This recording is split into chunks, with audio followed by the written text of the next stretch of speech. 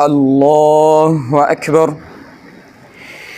الحمد لله رب العالمين الرحمن الرحيم مالك يوم الدين إياك نعبد وإياك نستعين اهدنا الصراط المستقيم صراط الذين أنعمت عليهم غير المغضوب عليهم ولا الضالين.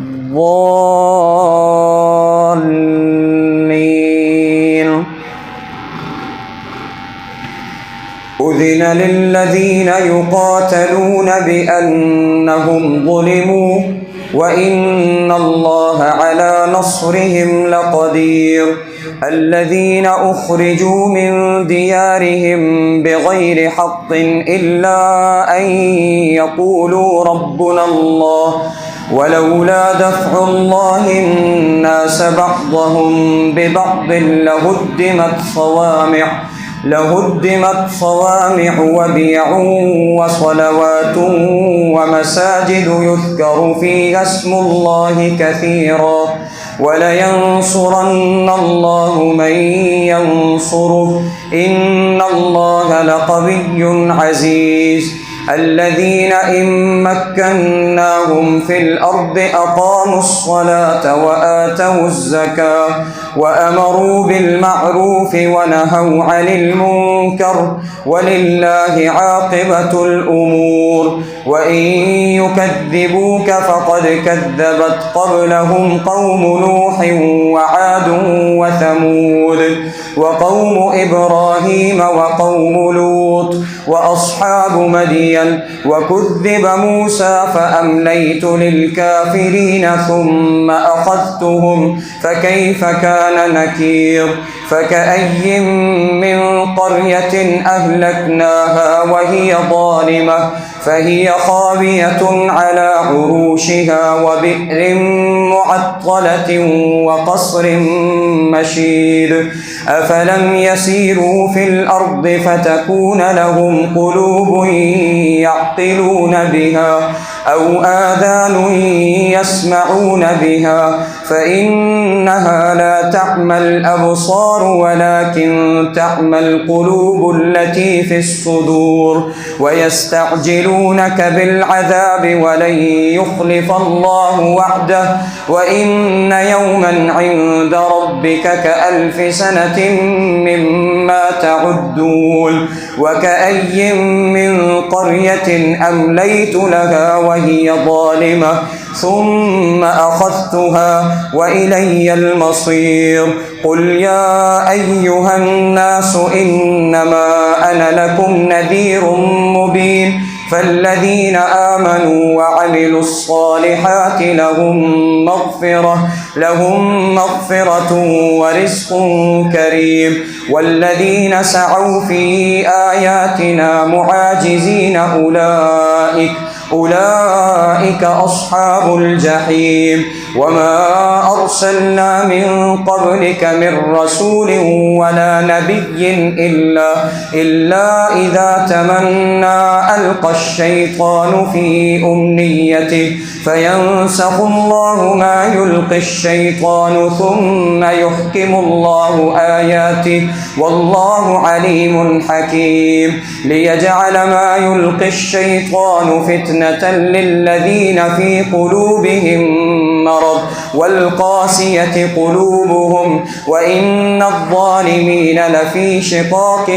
بعيد. وليعلم الذين أوتوا العلم أنه الحق من ربك فيؤمنوا به فتخبت له قلوبهم وإن الله لهادي الذين آمنوا إلى صراط مستقيم. ولا يزال الذين كفروا في مرية منه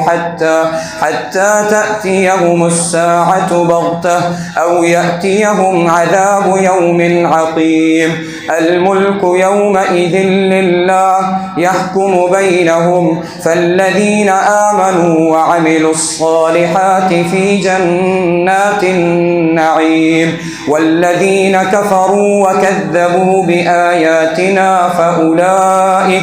فأولئك لهم عذاب مهين.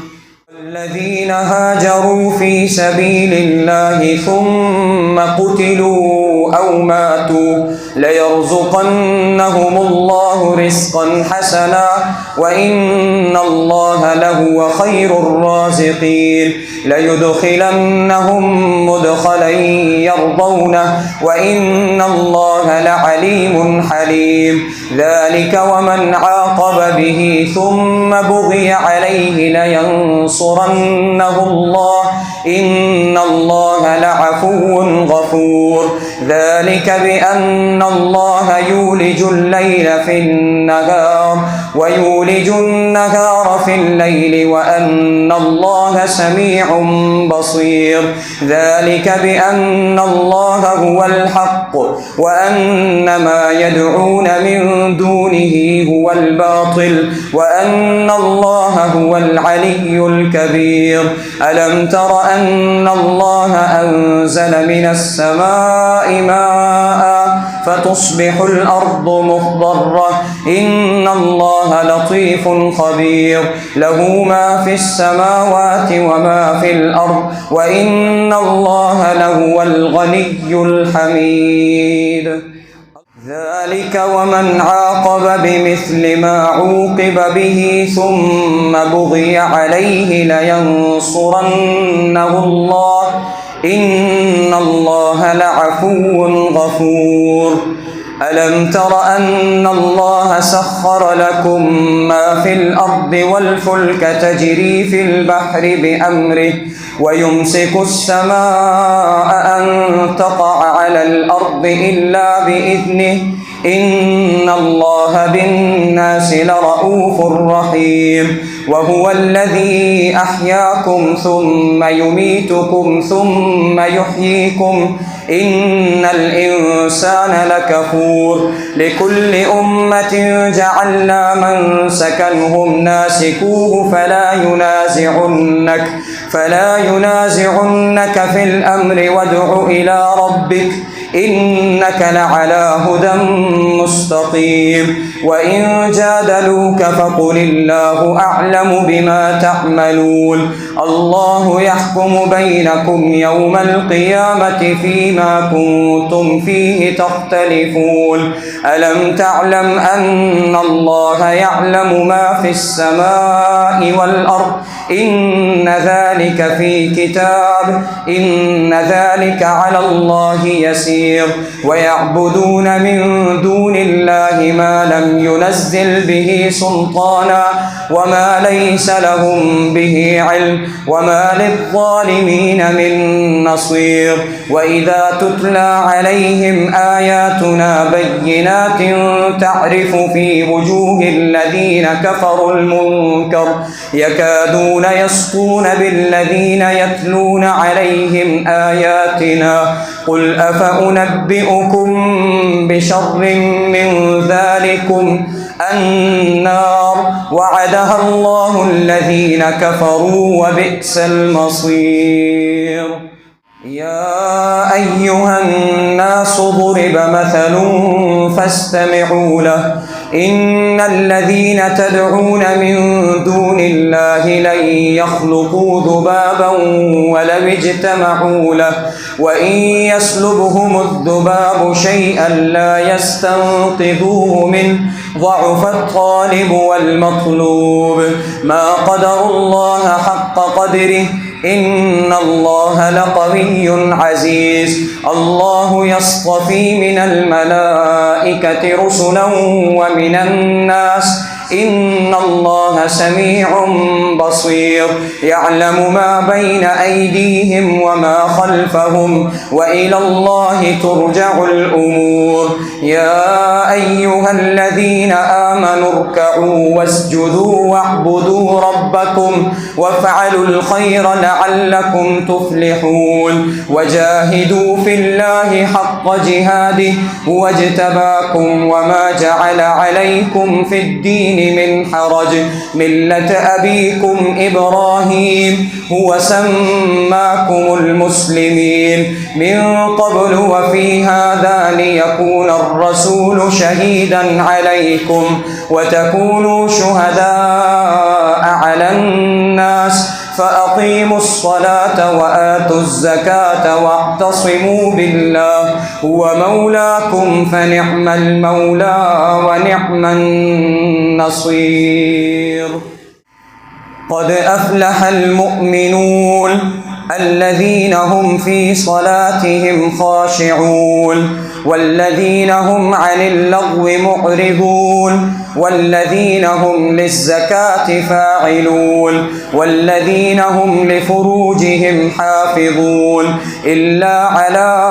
أزواجهم أو ما ملكت أيمانهم فإنهم غير ملومين فمن ابتغى وراء ذلك فأولئك هم العادون والذين هم لأماناتهم وعهدهم راعون والذين هم على صلواتهم يحافظون أولئك هم الوارثون الذين يرثون الفردوس هم فيها خالدون. ولقد خلقنا الإنسان من سلالة من طين ثم جعلناه نطفة في قرار مكين ثم خلقنا النطفة علقة فخلقنا العلقة مضغة فخلقنا المضغة عظاما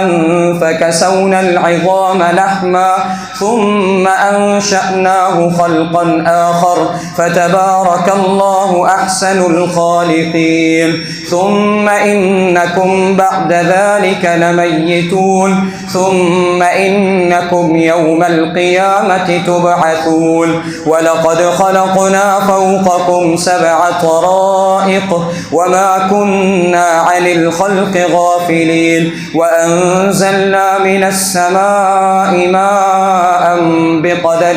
فأسكناه في الأرض وإنا على ذهاب به لقادرون فأنشأنا لكم به جنات من نخيل وأعناب لكم فيها فواكه كثيرة ومنها تأكلون وشجرة تخرج من طور سيناء تنبت بالدهن وصبغ للآكلين. وإن لكم في الأنعام لعبرة نسقيكم مما في بطونها ولكم فيها منافع كثيرة ومنها تأكلون وعليها وعلى الفلك تحملون. ولقد أرسلنا نوحا إلى قومه فقال يا قوم اعبدوا الله ما لكم من إله غيره أفلا تتقون. فقال الملأ الذين كفروا من قومه ما هذا إلا بشر مثلكم يريد أن يتفضل عليكم ولو شاء الله لأنزل ملائكة ما سمعنا بهذا في آبائنا الأولين إن هو إلا رجل به جنة فتربصوا به حتى حين. قال رب انصرني بما كذبون. فأوحينا إليه أن اصنع الفلك بأعيننا ووحينا فإذا جاء أمرنا وفارت النور فاسلك فيها من كل زوجين 2 وأهلك إلا من سبق عليه القول منهم ولا تخاطبني في الذين ظلموا إنهم مغرقون. إلا من سبق عليه القول ومن آمن ولا تخاطبني في الذين ظلموا إنهم مغرقون فإذا استويت أنت ومن معك على الفلك فقل الحمد لله الذي نجانا من القوم الظالمين وقل رب أنزلني منزلا مباركا وأنت خير المنزلين إن في ذلك لآيات وإن كنا لمبتلين ثم أنشأنا من بعدهم قرنا آخرين فأرسلنا فيهم رسولا منهم أن اعبدوا الله ما لكم من إله غيره أفلا تتقون وقال الملأ من قومه الذين كفروا وكذبوا بلقاء الآخرة وأترفناهم في الحياة الدنيا ما هذا إلا بشر مثلكم يأكل مما تأكلون منه ويشرب مما تشربون ولئن أطعتم بشرا مثلكم إنكم إذا لخاسرون أيعدكم أنكم إذا متم وكنتم ترابا وعظاما أنكم مخرجون هيهات لما توعدون إن هي إلا حياتنا الدنيا وما نحن بمبعوثين إن هو إلا رجل افترى على الله كذبا وما نحن له بمؤمنين قال رب انصرني بما كذبون قال عما قليل ليصبحن نادمين فأخذتهم الصيحة بالحق فجعلناهم غثاء فبعدا للقوم الظالمين ثم أنشأنا من بعدهم قرونا آخرين ما تسبق من أمة أجلها وما يستأخرون ثم أرسلنا رسلنا تترى كلما جاء أمة رسولها كذبوه فأتبعنا بعضهم بعضا وجعلناهم أحاديث فبعدا لقوم لا يؤمنون ثم أرسلنا موسى وأخاه هارون بآياتنا وسلطان مبين إلى فرعون وملئه فاستكبروا وكانوا قوما عالين فقالوا أنؤمن لبشرين مثلنا وقومهما لنا عابدون فكذبوهما فكانوا من المهلكين ولقد آتينا موسى الكتاب لعلهم يهتدون وجعلنا ابن مريم وأمه آية وآويناهما إلى ربوة ذات قرار ومعين يا أيها الرسل كلوا من الطيبات واعملوا صالحا إني بما تعملون عليم وإن هذه أمتكم أمة واحدة وأنا ربكم فاتقون فتقطعوا أمرهم بينهم زبرا كل حزب بما لديهم فرحون فذرهم في غمرتهم حتى حين أيحسبون أن ما نمدهم به من مال وبنين نسارع لهم في الخيرات بل لا يشعرون إن الذين هم من خشية ربهم مشفقون والذين هم بآيات ربهم يؤمنون والذين يؤتون ما آتوا وقلوبهم وجلة أنهم إلى ربهم راجعون أولئك يسارعون في الخيرات وهم لها سابقون ولا نكلف نفسا إلا وسعها ولدينا كتاب ينطق بالحق وهم لا يظلمون بل قلوبهم في غمرة من هذا ولهم أعمال من دون ذلك هم لها عاملون حتى حتى إذا أخذنا مترفيهم بالعذاب إذا هم يجأرون لا تجأروا اليوم إنكم منا لا تنصرون قد كانت آياتي تتلى عليكم فكنتم على أعقابكم تنكصون مستكبرين به سامرا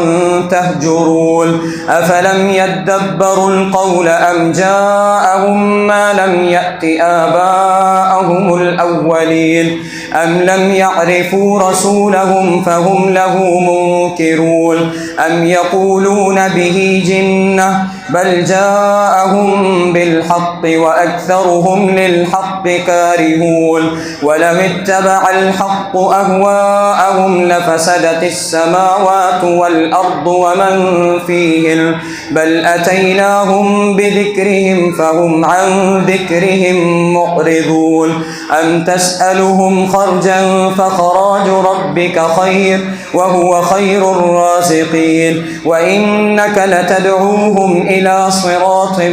مستقيم وإن الذين لا يؤمنون بالآخرة عن الصراط لناكبون ولو رحمناهم وكشفنا ما بهم من ضر للجوا في طغيانهم يعمهون ولقد أخذناهم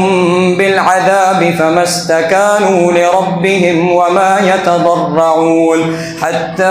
إذا فتحنا عليهم بابا ذا عذاب شديد إذا هم فيه مبلسون وهو الذي أنشأ لكم السمع والأبصار والأفئدة قليلا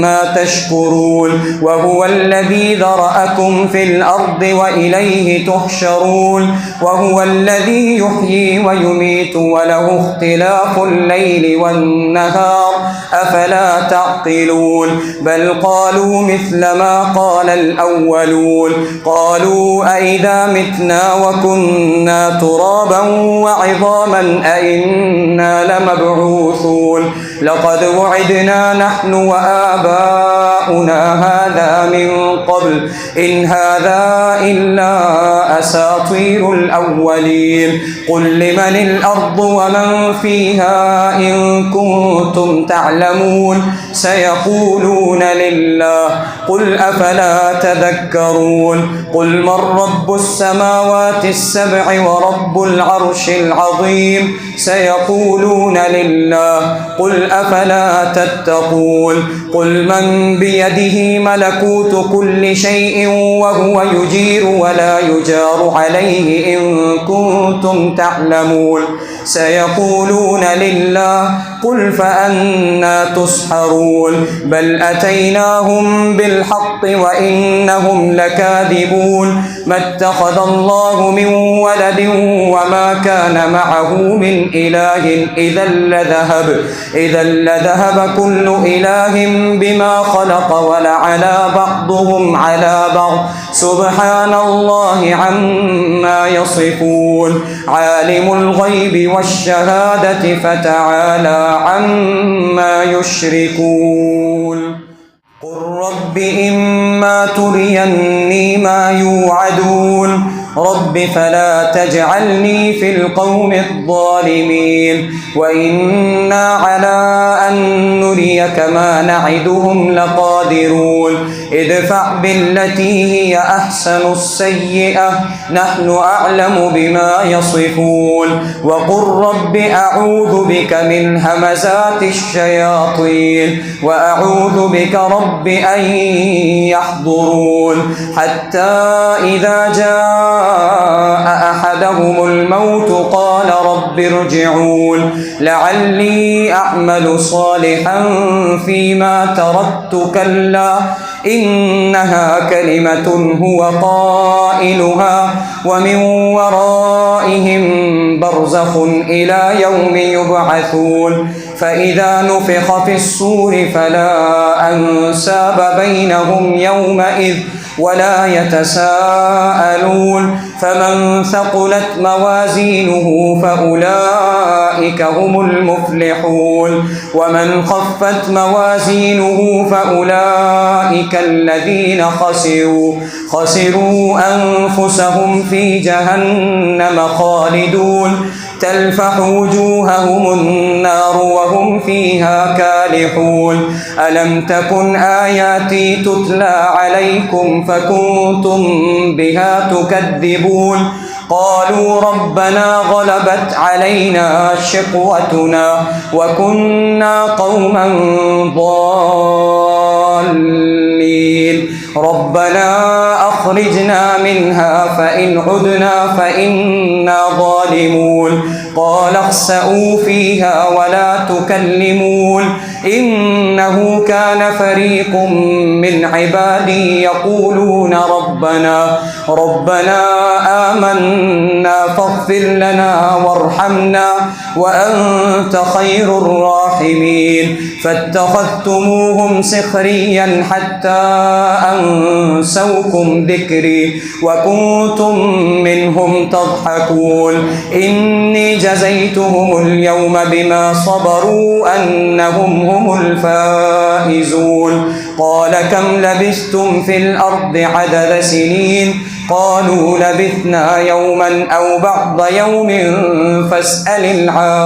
العادين قال إن لبثتم إلا قليلا لو أنكم كنتم تعلمون أفحسبتم أنما خلقناكم عبثا وأنكم إلينا لا ترجعون فتعالى الله الملك الحق لا إله إلا هو رب العرش الكريم ومن يدع مع الله إلها آخر لا برهان له به فإنما حسابه عند ربه إنه لا يفلح الكافرون وقل رب اغفر وارحم وأنت خير الراحمين سورة أنزلناها وفرضناها وأنزلنا فيها آيات بينات لعلكم تذكرون الزانية والزاني فاجلدوا كل واحد منهما 100 جلدة ولا تأخذكم بهما رأفة في دين الله إن كنتم تؤمنون بالله واليوم الآخر وليشهد عذابهما طائفة من المؤمنين الزاني لا ينكح إلا زانية أو مشركة والزانية لا ينكحها إلا زان أو مشرك وحرم ذلك على المؤمنين والذين يرمون المحصنات ثم لم يأتوا ب4 شهداء فاجلدوهم 80 جلدة ولا تقبلوا لهم شهادة أبدا وأولئك هم الفاسقون إلا الذين تابوا من بعد ذلك وأصلحوا فإن الله غفور رحيم والذين يرمون أزواجهم ولم يكن لهم شهداء إلا أنفسهم فشهادة أحدهم 4 شهادات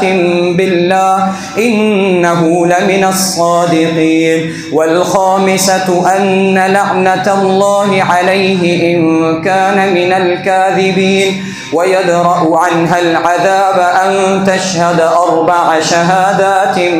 بالله إنه لمن الكاذبين والخامسة أن غضب الله عليها إن كان من الصادقين ولولا فضل الله عليكم ورحمته وأن الله تواب حكيم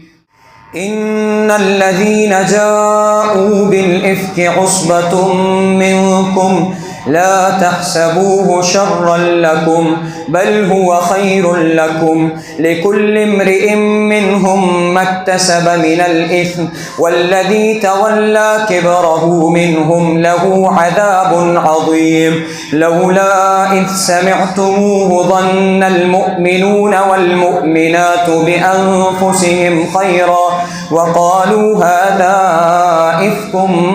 مبين لولا جاءوا عليه بأربعة شهداء فإذ لم يأتوا بالشهداء فأولئك عند الله هم الكاذبون ولولا فضل الله عليكم ورحمته في الدنيا والآخرة لمسكم فيما أخذتم فيه عذاب عظيم إذ تلقونه بألسنتكم وتقولون بأفواهكم ما ليس لكم به علم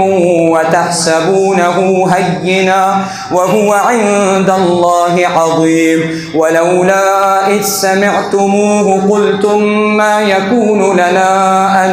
نتكلم بهذا سبحانك هذا بهتان عظيم يعظكم الله أن تعودوا لمثله أبدا إن كنتم مؤمنين ويبين الله لكم الآيات والله عليم حكيم إن الذين يحبون أن تشيع الفاحشة في الذين آمنوا لهم عذاب أليم في الدنيا والآخرة والله يعلم وأنتم لا تعلمون ولولا فضل الله عليكم ورحمته وأن الله رؤوف رحيم يا أيها الذين آمنوا لا تتبعوا خطوات الشيطان ومن يتبع خطوات الشيطان فإنه يأمر بالفحشاء والمنكر ولولا فضل الله عليكم ورحمته ما زكى منكم من أحد أبدا ولكن الله يزكي من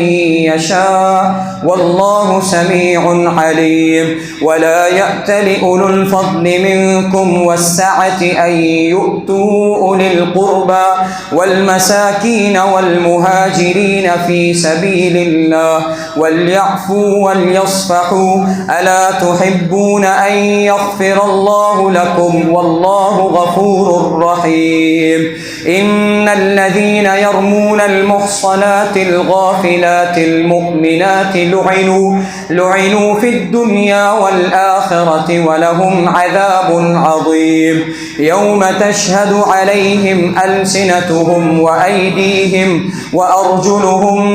بما كانوا يعملون يومئذ يوفيهم الله دينهم الحق ويعلمون أن الله هو الحق المبين الخبيثات للخبيثين والخبيثون للخبيثات والطيبات للطيبين والطيبون للطيبات أولئك مبرؤون مما يقولون لهم مغفرة ورزق كريم يا أيها الذين آمنوا لا تدخلوا بيوتا غير بيوتكم حتى تستأنسوا وتسلموا على أهلها ذلكم خير لكم لعلكم تذكرون فإن لم تجدوا فيها أحدا فلا تدخلوها حتى يؤذن لكم وإن قيل لكم ارجعوا فارجعوا وأزكى لكم والله بما تعملون عليم ليس عليكم جناح أن تدخلوا بيوتا غير مسكونة فيها متاع لكم والله يعلم ما تبدون وما تكتمون قل للمؤمنين يغضوا من أبصارهم ويحفظوا فروجهم ذلك أزكى لهم إن الله خبير بما يصنعون وقل للمؤمنات يغضضن من أبصارهن ويحفظن فروجهن ولا يبدين زينتهن إلا ما ظهر منها وليضربن بخمرهن على جيوبهن ولا يبدين زينتهن إلا لبعولتهن أو آباء بعولتهن أو أبناء بعولتهن أو إخوانهن أو بني إخوانهن أو بني أخواتهن أو نسائهن أو ما ملكت أيمانهن أو التابعين غير أولي الإربة من الرجال أو الطفل الذين لم يظهروا على عورات النساء ولا يضربن بأرجلهن ليعلم ما يخفين من زينتهن وتوبوا إلى الله جميعا أيها المؤمنون لعلكم تفلحون وأنكحوا الأيام منكم والصالحين من عبادكم وإمائكم إن يكونوا فقراء يغنهم الله من فضله والله واسع عليم وليستعفف الذين لا يجدون نكاحا حتى يغنيهم الله من فضله والذين يبتغون الكتاب مما ملكت أيمانكم فكاتبوهم إن علمتم فيهم خيرا وآتوهم من مال الله الذي آتاكم ولا تكرهوا فتياتكم على البغاء إن أردنا تحصنا لتبتغوا عرض الحياة الدنيا ومن يكرههن فإن الله من بعد إكراههن غفور رحيم ولقد أنزلنا إليكم آيات مبينات ومثلا من الذين خلوا من قبلكم وموعظة للمتقين الله نور السماوات والأرض مثل نوره كمشكاة فيها المصباح في زجاجة الزجاجة كأنها كوكب دري يوقد من شجرة مباركة زيتونة لا شرقية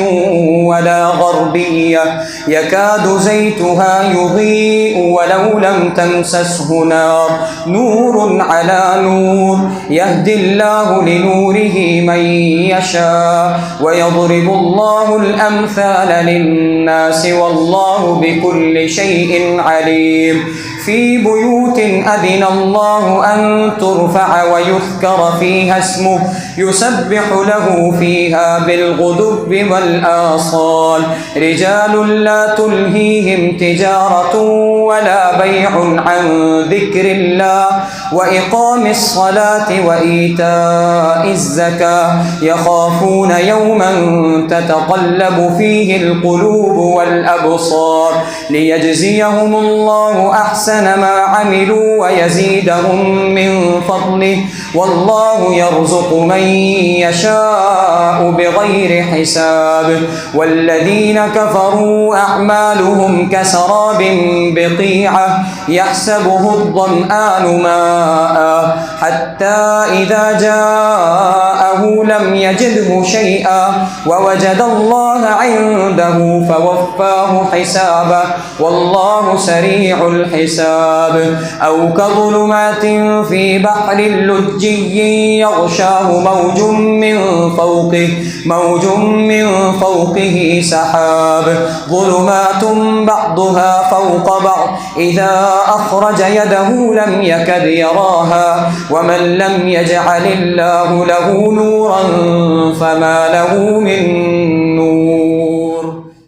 ألم تر أن الله يسبح له من في السماوات والأرض والطير صافات كل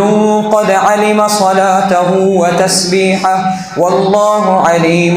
بما يفعلون ولله ملك السماوات والأرض وإلى الله المصير ألم تر أن الله يسجي سحابا ثم يؤلف بينه ثم يجعله ركاما فترى الودق يخرج من خلاله وينزل من السماء من جبال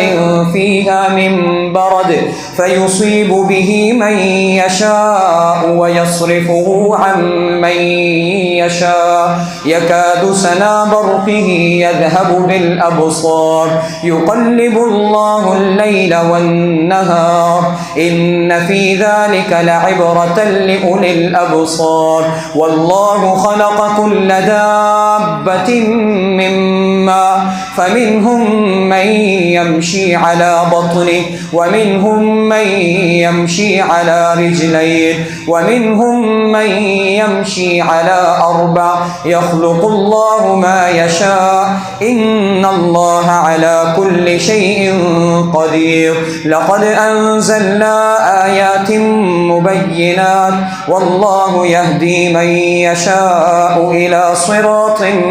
مستقيم ويقولون آمنا بالله وبالرسول وأطعنا ثم يتولى فريق منهم وهم معرضون وإذا دعوا إلى الله ورسوله ليحكم ثم يتولى فريق منهم من بعد ذلك وما أولئك بالمؤمنين وإذا دعوا إلى الله ورسوله ليحكم بينهم إذا فريق منهم معرضون وإن يكن لهم الحق يأتوا إليه مذعنين أفي قلوبهم مرض أم ارتابوا أم يخافون أن يحيف الله عليهم ورسوله بل أولئك هم الظالمون إنما كان قول المؤمنين إذا دعوا إلى الله ورسوله ليحكم بينهم أن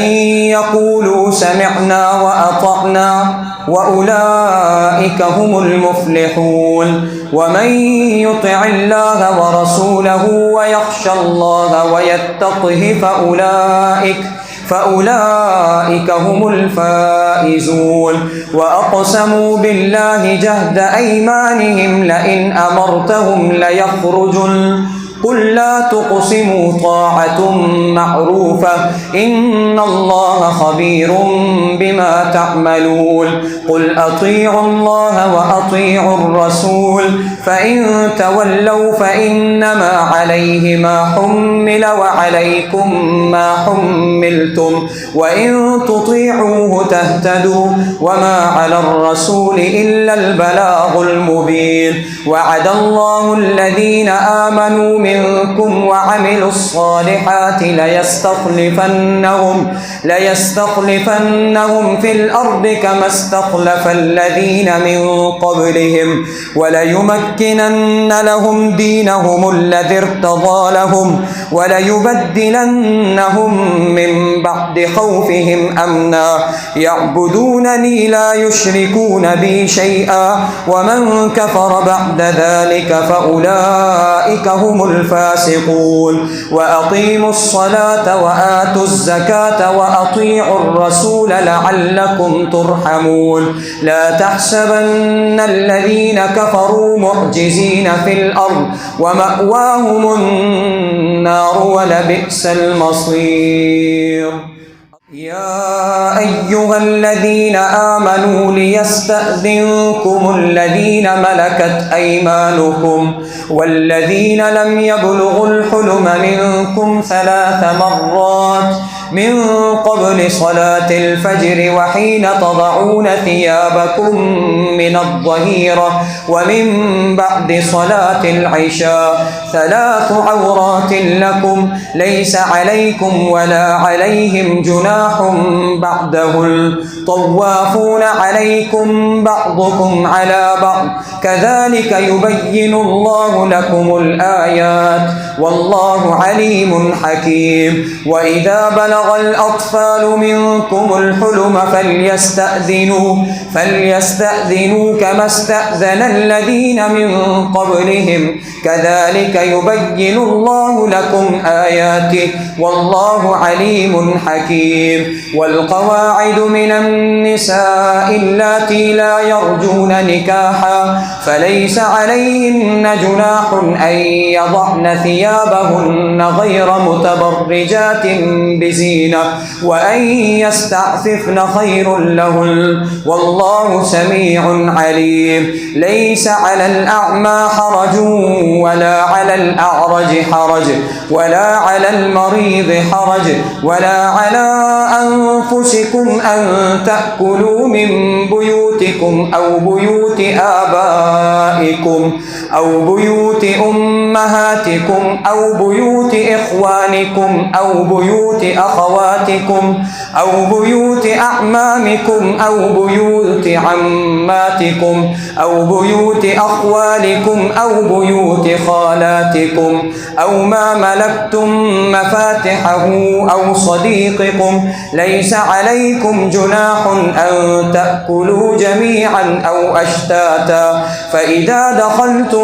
بيوتا فسلموا على أنفسكم تحية من عند الله مباركة طيبة كذلك يبين الله لكم الآيات لعلكم تعقلون. إنما المؤمنون الذين آمنوا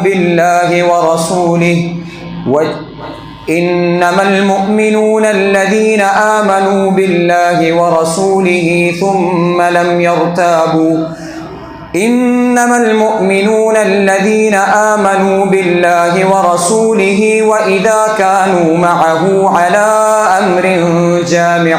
لم يذهبوا حتى يستأذنوا. إن الذين يستأذنونك أولئك الذين يؤمنون بالله ورسوله فإذا استأذنوك لبعض شأنهم فأذن لمن شئت منهم واستغفر لهم الله إن الله غفور رحيم. لا تجعلوا دعاء الرسول بينكم كدعاء بعضكم بعضا قد يعلم الله الذين يتسللون منكم لواذا فليحذر الذين يخالفون عن أمره